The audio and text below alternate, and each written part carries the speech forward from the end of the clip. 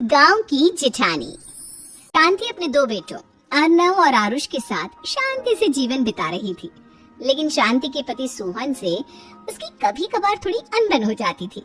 एक दिन शांति रोज की तरह सुबह का खाना बना रही थी, तभी दरवाजे की घंटी बजी।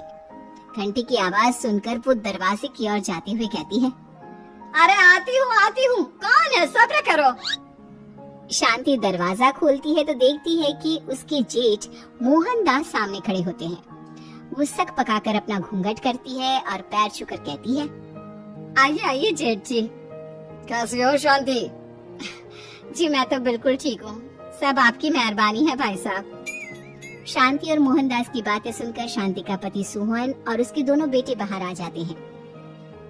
अरे भैया राम राम, कैसे हो आप? राम राम भाई। अरे शांति ऐसे खड़ी खड़ी क्या देख रही हो?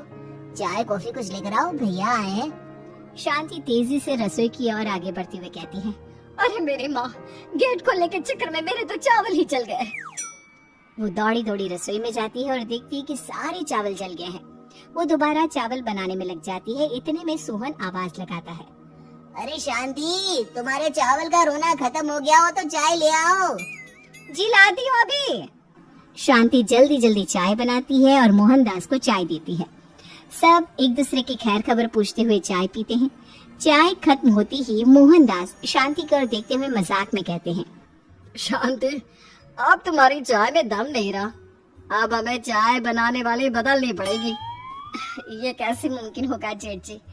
घर और बाहर का सारा काम मुझे ही करना पड़ता है और कभी कभी जल्दी जल्दी के चक्कर में काम बिगड़ जाते हैं, जैसे आज चावल जल गए।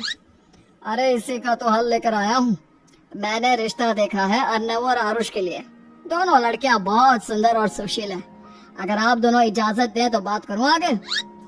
सोहन और शांति रिश्ते की बात सुनकर कहते हैं, अब ठीक है, बात चलाइए ना भैया, पर पहले लड़की के बारे में कुछ बताइए तो सही। हाँ भाई साहब, लड़की कैसी है, परिवार कैसा है, कहाँ के रहने वाले हैं? देखो परिवार तो बहुत अच्छा है, पर वे दोनों लोग बहुत गरीब हैं। दहेज में कुछ मिलेगा नहीं। अरे हमें दहेज में कुछ चाहिए भी नहीं, बस लड़की संस्कारी होनी चाहिए। एक लड़की तो पढ़ी लिखी है और शहर के रहने वाली है, पर दूसरी अपनी गरीबी की वजह से पढ़ न सकी और गांव में रहती है, लेकिन दोनों है बहुत खूबसूरत। अगर तुम सबको देखते ही पसंद ना आ जाए तो मेरा नाम बदल देना। हाँ, पर तो हम आंखें मूंद कर भरोसा कर सकते हैं भैया। आप आगे बात चलाइए, हम शादी करने को तैयार हैं। कुछ ही दिन में अर्नव और आरुष की शादी हो जाती है। आरुष की शादी अनपढ़ लड़की मंजरी से हो जाती है, जो कि बहुत भोली भी होती है, और अर्नव की शादी पढ़ी लिखी लड़की तनुजा से हो जाती है, जो कि घमंडी और चालू होती है। एक दिन मंजरी घर के काम कर रही थी कि अचानक शांति उसे आवाज लगाती है, बड़ी बहू, ओ बड़ी बहू, मंजरी जल्दी यहाँ आओ। मंजरी जल्दी जल्दी शांति के पास जाती है। बेटा मेरे पैर दबा दे, बहुत दर्द हो रहा है। जी माँ जी, बस बर्तन धोकर आती हूँ। अरे बैठ यहाँ, मेरे पैर में बहुत तेज दर्द हो रहा है, बर्तन छोटी बहू धो लेगी। मंजरी शांति के पैर दबाने लगती है तो शांति तनुजा को आवाज लगाती है, छोटी बहू, ओ छोटी बहू। तनुजा थोड़ी देर से आराम से चलकर आती है। जी माँ जी, आपने बुलाया मुझे? आपको कोई काम था क्या? तो कुछ काम कर रही है या? शांति की बात काटते हुए तनुजा बोलती है, कुछ नहीं माँ, फोन पर अपने घर पर बात कर रही थी। अरे बाद में बात करिए अपने घर वालों से, पहले जाके बर्तन धो ले।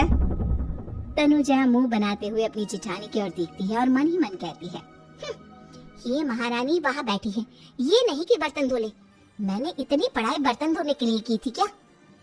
तनुजा दांत पीसकर वहाँ से चली जाती है।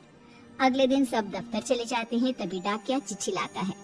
शांति चिट्ठी लेकर मंजरी से कहती है, बड़ी बहू, जरा छोटी बहू को बुलाना, एक चिट्ठी आई है। मेरी तो आंखें कमजोर है तो मुझसे पढ़ा नहीं जाएगा। मंजरी तनुजा के पास जाकर कहती है, तनुजा, तुम्हें माँ जी बुला रही हैं। मुझ पर हुक्म मत चलाओ, काम बताओ काम। अरे मैंने तुम पर कहाँ हुक्म चलाया, और हुक्म चला भी दूंगी तो क्या हुआ, तुम तो मेरी छोटी बहन की तरह हो ना। तुम जैसी अनपढ़ जाहिल और गांव की गवार मेरी बहन नहीं हो सकती। बेचारी मंजरी तनुजा की बात सुनकर अपना सा मुंह लेकर रह गई। कोई चिट्ठी आई है, माँ जी तुमसे पढ़वाना चाहती है, बस इसलिए बुला रही हैं। मुंह टेढ़ा करके तनुजा मंजरी का मजाक बनाती हुए कहती है, अनपढ़ कहीं की। तनुजा का ऐसा बर्ताव देखकर बड़ी बहू बहुत दुखी होती है। तनुजा को अपनी पढ़ाई का घमंड इतना हो गया कि अब वो घर के कोई काम नहीं करती और अपनी जेठानी का मजाक बनाती रहती। तनुजा का ये बर्ताव अब उसकी सास को भी नजर आने लगा था। एक दिन शांति ने अपनी बड़ी बहू से कहा, मंजरी, तनुजा हर समय तुम्हारा मजाक उड़ाती है, तुम्हें गुस्सा नहीं आता क्या? आता तो है माँ जी, लेकिन मैं क्या करूं? जब भी उसे कुछ बोलती हूँ वो और भी जली कटी बातें मुझे सुनाकर चली जाती है। मैं उसे अपनी छोटी बहन की तरह प्यार करती हूँ, लेकिन उसके दिल में मेरे लिए कोई इज्जत नहीं। बहू, तूने वो कहावत सुनी है, जुल्म करने वाले से ज्यादा जुल्म सहने वाला अपराधी होता है। मंजरी अपनी सास का इशारा समझ जाती है। वो अपनी देवरानी को सबक सिखाने की ठान लेती है और एक दिन शांति अपनी दोनों बहुओं के साथ बैठी थी तो शांति अपनी बड़ी बहू से पूछती है, अरे बहू, शाम होने को है, कुछ सोचा है क्या बनेगा खाने में? माँ जी, मेरे तो सर में बहुत दर्द है आज। मेरी प्यारी देवरानी ही कुछ अंग्रेजी खाना बनाकर खिलाएगी। सुना है पढ़े लिखे लोग अंग्रेजी खाना बहुत अच्छा बनाते हैं, क्यों तनुजा? इतना कहकर मंजरी अपनी सास की ओर देखकर मुस्कुरा दी। तनुजा अपनी तारीफ सुनकर बहुत खुश हो गई। इतने में शांति कहती है, यह तो सच बात है छोटी बहू, ये तो मैंने भी सुना है। हम भी पक गए हैं बड़ी बहू के हाथ का खाना खा खा कर। तनुजा, तुम्हारी माँ भी तो तुम्हारे खाने की बहुत तारीफ करती है, आज हमें भी खिला दो कुछ अच्छा सा बनाकर। शांति की बात सुनकर छोटी बहू और आसमान पर चढ़ गई, पर उसे ये कहाँ पता था कि उसकी सास और जेठानी उसे सबक सिखाना चाहती है। तनुजा अपनी तारीफ सुनकर खुश तो बहुत होती है, पर सोचने लगती है, मुझे तो कैसा भी खाना बनाना नहीं आता, अब मैं क्या करूँगी? अगर मैंने इनको सच बता दिया तो मेरी सारी इज्जत मिट्टी में मिल जाएगी।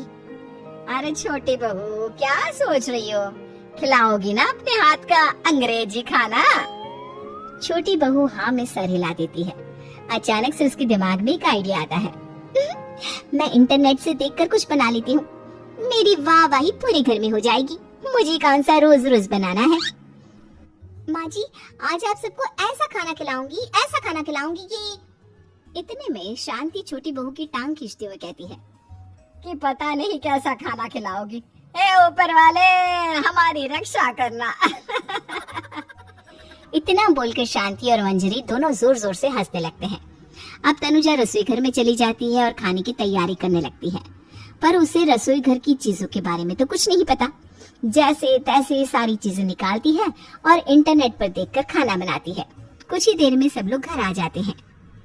अरे सुनते हो, आज का खाना हमारी छोटी बहू बना रही है। अरे वाह, आज तो फिर कुछ अंग्रेजी खाना खाने को मिलेगा। कुछ ही देर में खाना बन जाता है तो छोटी बहू सबका खाना लगा देती है।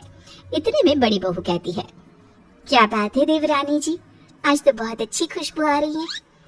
ये बात तो सही कही बड़ी बहू तूने, खुशबू तो अच्छी है, ऐसी खुशबू तो मेरे खाने में भी नहीं आती।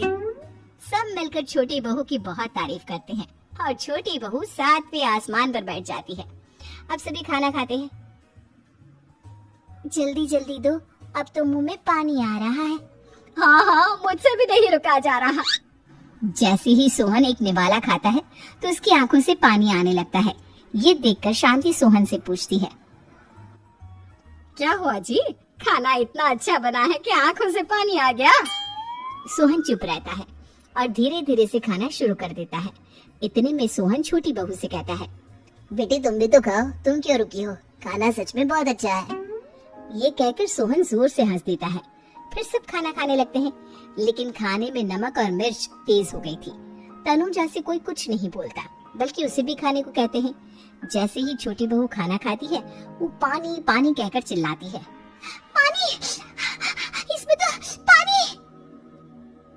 ये खाना तो सच में इतना अच्छा बना है कि हमारे साथ साथ देवरानी जी भी इसके स्वाद को कभी नहीं भूल पाएंगी।